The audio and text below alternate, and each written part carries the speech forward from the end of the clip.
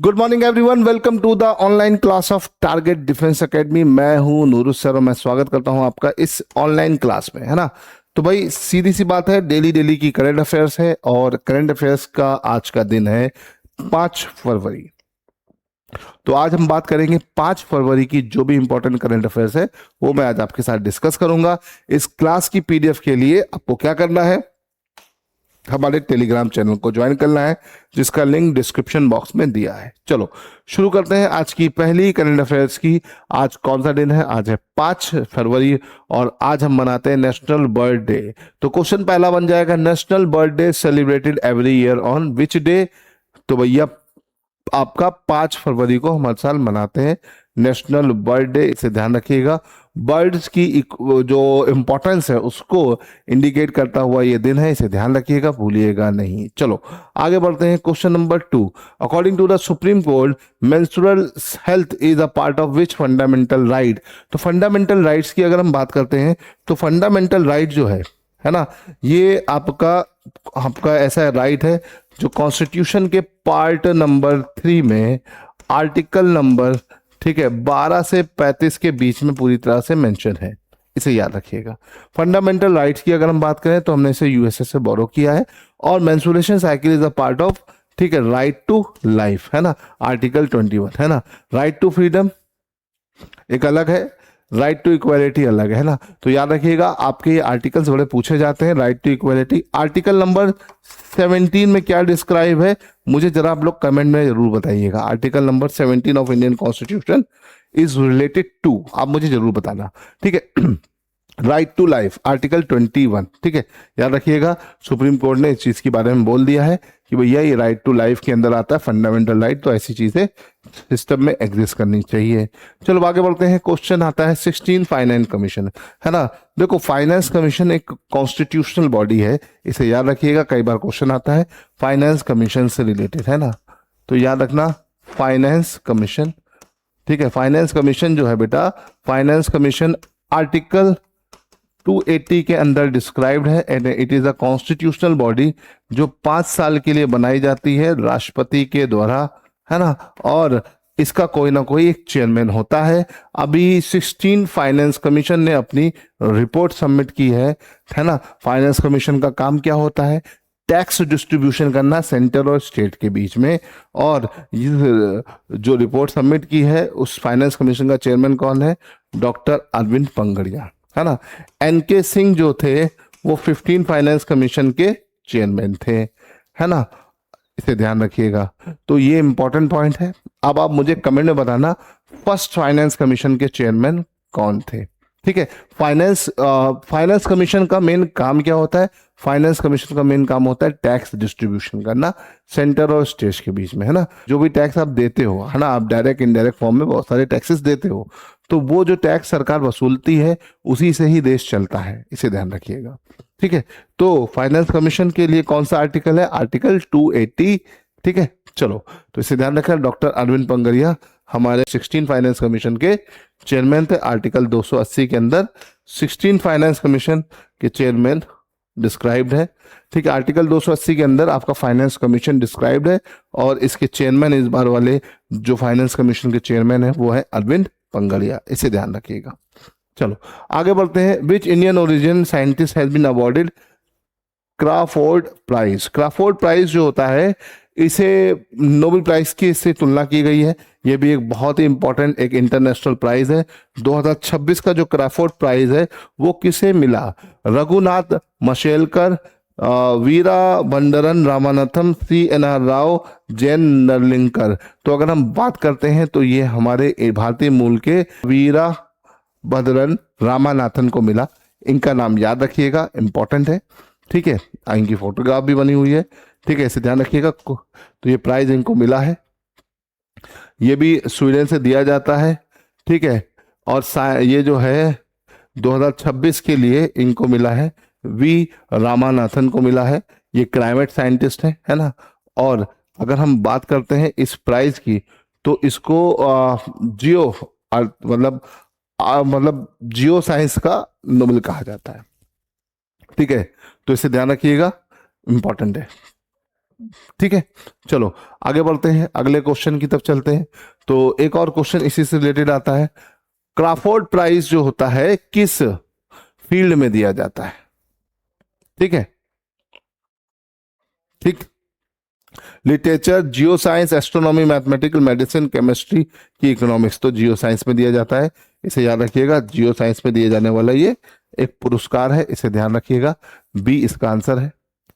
ठीक है, तो वी रामानाथन को ये मिला है, इसे ध्यान रखिएगा।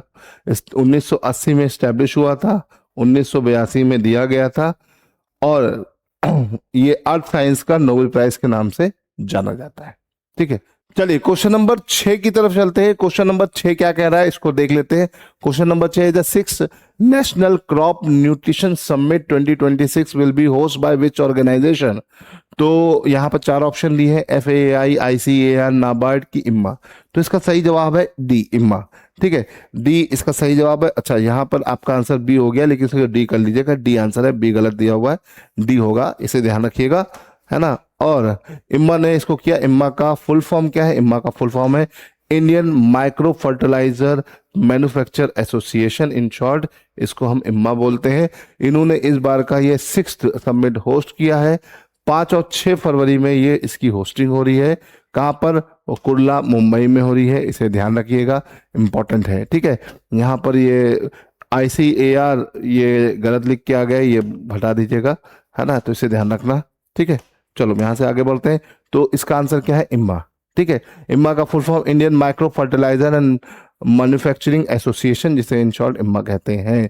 ठीक है, चलो आगे बढ़ते हैं।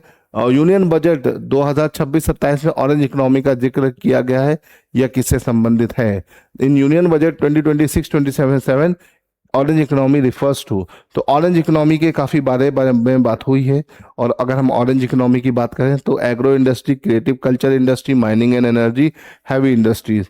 तो ऑरेंज इकोनॉमी हमेशा याद रखिएगा क्रिएटिव एंड कल्चरल इंडस्ट्रीज के से रिलेटेड है। लास्ट ईयर भी इस पर काफ़ी चर्चा हुई थी।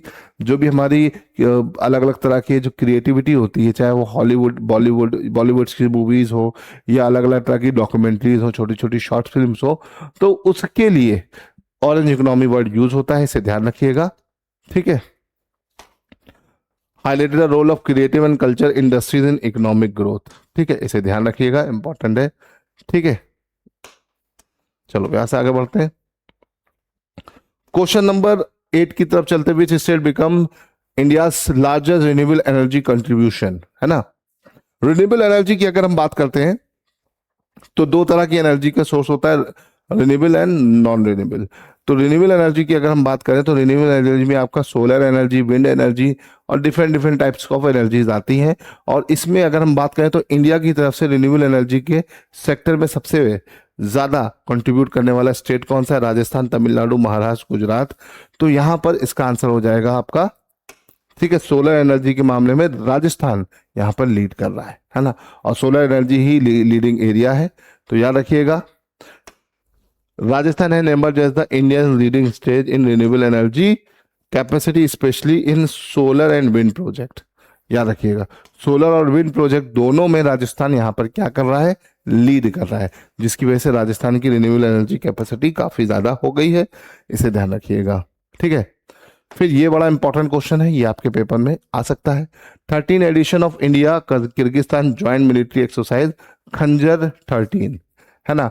तो यहाँ पे क्वेश्चन कई तरह से पूछा जा सकता है। ये यहाँ पे पूछा जा रहा है कि ये एक्सरसाइज हेल्ड इन, है ना, विल बी हेल्ड इन, कहाँ पर होगी, है ना, हेल्ड एट है ना। तो हेल्ड एट ये पूछा जा रहा है कि खंजर जो 13वीं एडिशन है, ठीक है, वो कहाँ पर होगा। ठीक है, ये किसके बीच होता है? इंडिया और किर्गिस्तान में होता है, के बीच होता है। किर्गिस्तान का कैपिटल क्या है भाई? इसका कैपिटल है बिश्केक, लेकिन ये बिश्केक में नहीं हुआ है, ये इस बार हुआ है इंडिया में। इंडिया में मीसामारी एक एरिया है, असम में पड़ता है, वहां पे हुआ है। तो खंजर 13 एक आपकी एक्सरसाइज है, वो भारत और किर्गिस्तान के बीच में की जाती है। ये इसका 13वां एडिशन है, इसे ध्यान रखिएगा। और मोटे मोटे पॉइंट्स जो है, ये कब स्टार्ट हुई? 2011 में। लास्ट ईयर 2025 में टोकमोक में इसका आयोजन हुआ था। इस बार इसका जो एक्सरसाइज है वो कहाँ पर होनी है, असम में होनी है, इसे ध्यान रखिएगा। भारत और किर्गिस्तान के बीच में होने वाली ये एक्सरसाइज है। फिर आते हैं क्वेश्चन नंबर 10 की तरफ। Who become the first women appointed to AAI board as a member HR, है ना। एयरपोर्ट अथॉरिटी ऑफ इंडिया की पहली महिला HR कौन बनी? निवेदिता दुबे, शोभा रानी, मीरा कुमार, अंजलि शर्मा। तो इसका आंसर हो जाएगा निवेदिता दुबे बनी इसकी पहली महिला सदस्य, इसे ध्यान रखिएगा। ठीक है, 1995 में इन्होंने एयरपोर्ट अथॉरिटी ऑफ इंडिया को ज्वाइन किया था, और एयरपोर्ट अथॉरिटी ऑफ इंडिया बनी कब थी? वो भी 1995 में बनी थी। इसका हेडक्वार्टर आपका राजीव गांधी भवन, न्यू दिल्ली सफदरगंज एयरपोर्ट के पास है, और इसके करंट चेयरमैन कौन है? विपिन कुमार है, इसे ध्यान रखिएगा। तो इनको ध्यान रखिएगा, निवेदिता दुबे जी यहाँ की पहली महिला मेंबर बन गई हैं। ठीक है, याद रखने वाली सब चीजें हैं, अगर आप याद रखोगे तो काफी सारी चीजें आपकी क्लियर रहेंगी। तो आई होप कि आपको आज की क्लास समझ में आई होगी। टॉप 10 करंट अफेयर्स के फॉर्म में हम आपको फटाफट करंट अफेयर्स दे देते हैं ताकि आपको चीजें एकदम क्लियर हो जाए। आई होप कि आपको ये सारी चीजें धीरे धीरे समझ में आ रही है। इसी तरह की और अपडेट पाने के लिए आपको क्या करना है, हमारे टेलीग्राम चैनल को ज्वाइन कर लेना है। वहां पर आपको A to Z सारी अपडेट मिलेंगी, प्लस प्लस एक इंपॉर्टेंट चीज क्या है कि भाई इसकी PDF भी वहीं पे मिलेगी। ठीक है, चलो फिलहाल आज के लिए इतना रहने देते हैं, मिलेंगे अगली क्लास में। टिल देन गुड बाय, जय हिंद।